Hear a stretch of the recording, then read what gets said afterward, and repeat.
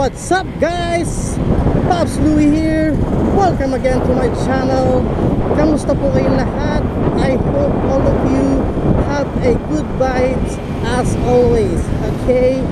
So for today video guys, pag-uusapan natin is yung panel ng Honda Click 125i and 150i aka Game Changer. So alam naman natin guys na major problem ng Honda Click aka Game Changer is yung panel, di ba? So nagmo-moist siya and nagpa-blackout once na nababasa ng ulan. So hassle yon sa part natin mga end users.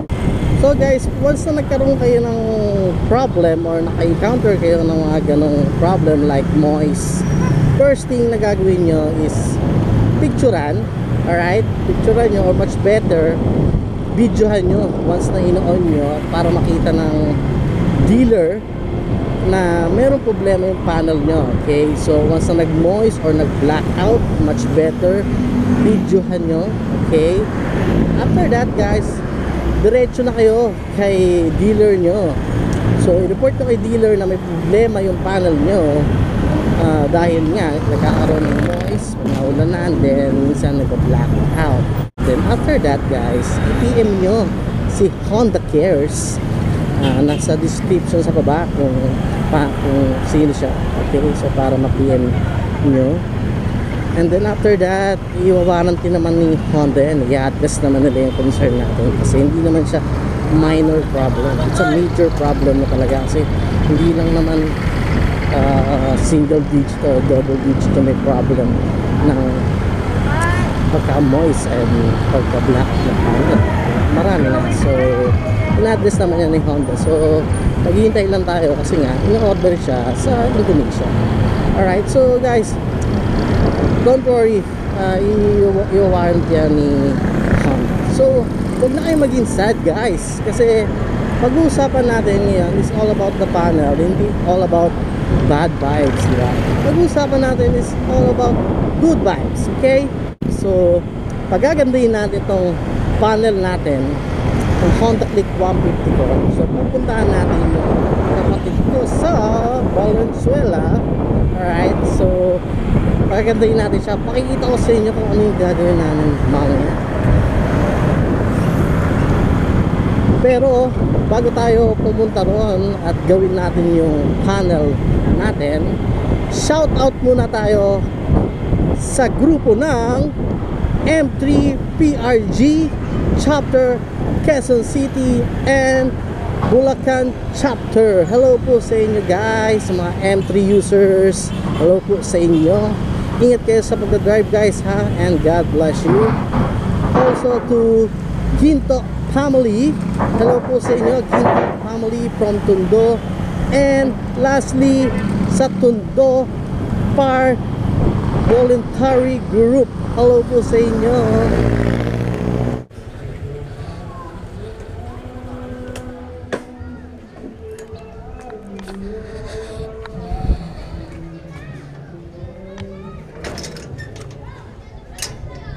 Lock.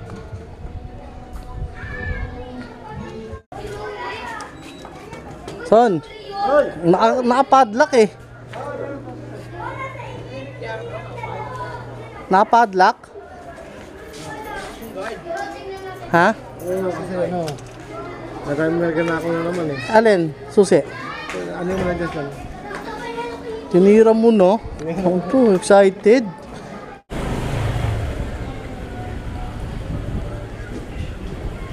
Uling tingin sa ating panel. So nandito na tayo guys. Tingnan nyo naman, unahan na tayo. Noon na siya tinanggal yung panel niya. So yung akin mamaya try natin tanggalin to. So yun guys, na-open na ng kuya ko yung kanya. So excited. So maghanap tayo ngayon ng hardware dito na nagbebenta ng sealant. Hello baby, excuse me.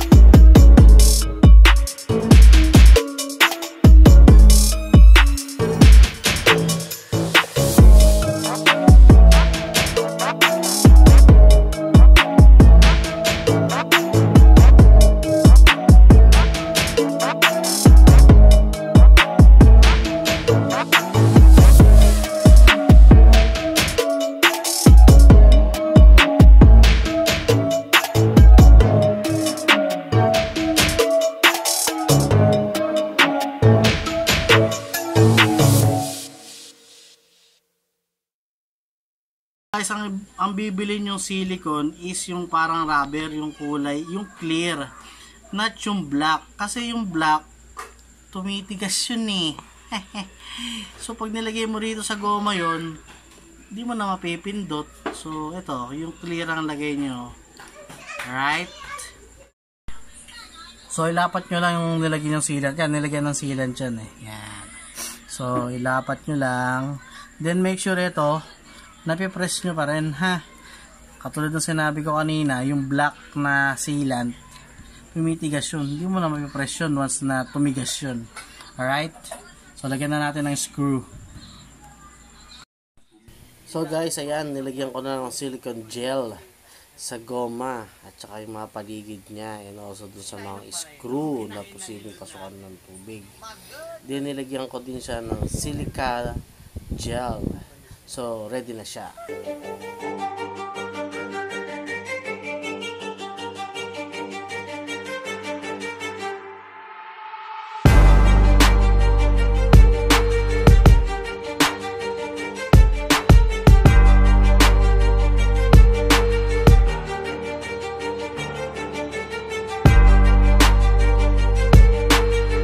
So guys, inabot tayo ng 10:30 kasi itong panel natin nag-iinat eh. Ayan, binigyan natin ng oras at gumanda.